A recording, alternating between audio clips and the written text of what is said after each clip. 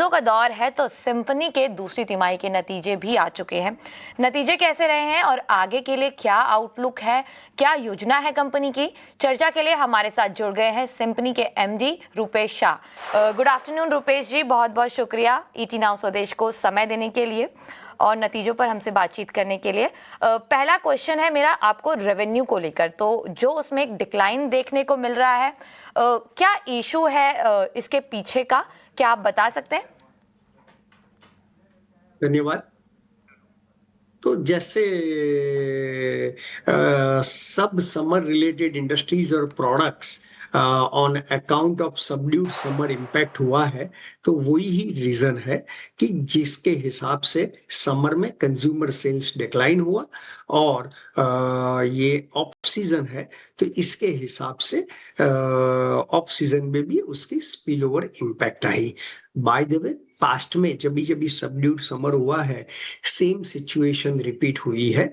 So we are quite acquainted with this and हमें लग रहा है कि पोस्ट दिवाली मेनली जो ट्रेड बाय करता है with 100% advances from the 100% advances to the company, तो सेंटिमेंट्स में इम्प्रूवमेंट आ सकता है और उसके हिसाब से हमने सुटेबल स्कीम्स और हैंड होल्डिंग मेजर्स भी लिए हुए हैं। बिल्कुल रुपेश जी, तो अब क्या जो H2 है, नेक्स्ट हाफ है, उसके लिए जो डिमांड है उसमें रिकवरी को लेकर क्या आपका आउटलुक है और क्या FY27 में जो ग्रोथ होगी वो इस कमजोरी की भरपाई कर पाएगी? नहीं, तो सेकंड हाफ के लिए तो हमने जो नए मॉडल्स लॉन्च किए हैं, हमारी ई कॉमर्स और D2C के पेनिट्रेशन का जो है, हमने non house hold air coolers means products जो राउंड द ईयर सेल होता है, वो लास्ट 12 मंथ्स में करीबन 25-26% कंट्रीब्यूट किया हुआ है। तो उसमें भी काफी अच्छा ग्रोथ देखने को मिल रहा है, वो कंटिन्यू रहेगा।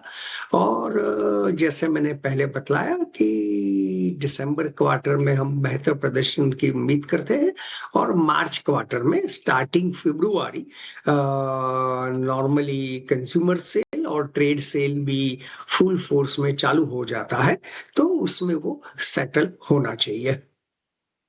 बिल्कुल। एबिटा मार्जिन की बात करें तो यहाँ पर भी एक प्रेशर हमें देखने को मिल रहा है। करीब करीब 1200 बेसिस पॉइंट जो है वो आपका मार्जिन घटा है। तो इस तिमाही में मार्जिन पर सबसे ज़्यादा दबाव आपको कौन कौन से फैक्टर से देखने को मिला है और आगे आपका मार्जिन के लिए क्या आउटलुक होने वाला है?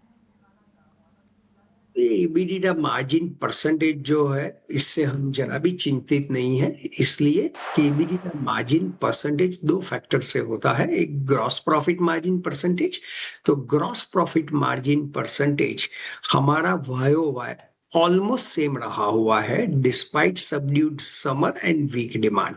सो उसमें कोई दिक्कत नहीं है।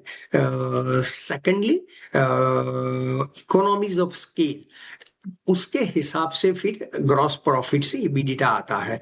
तो जो फिक्स ओवरहेड्स है, एडवर्टाइजमेंट, सेल्स प्रमोशन एक्सपेंसेस है, ट्रांसपोर्टेशन कॉस्ट है, टू एन एक्सटेंट वो बाय एंड लार्ज फिक्स रहती है।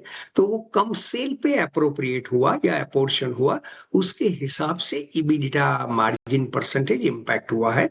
एक बार सेल नॉर्मलाइज हो जाएगा, it should be back to normal. Normalise हो जाएगा एबिटा मार्जिन, लेकिन आपका जो एडवर्टाइजमेंट एक्सपेंसेस हैं उसकी ओर देखिए तो एक 11 करोड़ था और अब 6 करोड़ ये रह गया है। तो क्या ये जो कमी है वो अभी अस्थायी है और जो कमजोर बिक्री है वो किस वजह से की गई है, आप बताएंगे?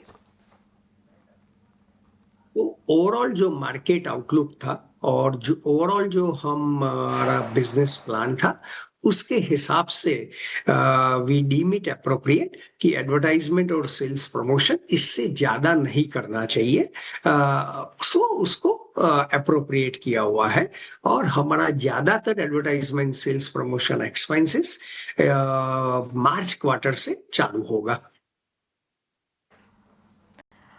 बिल्कुल रुपेश जी, बहुत बहुत शुक्रिया ईटी नाउ स्वदेश को समय देने के लिए और नतीजों पर हमसे बातचीत करने के लिए। लेकिन अब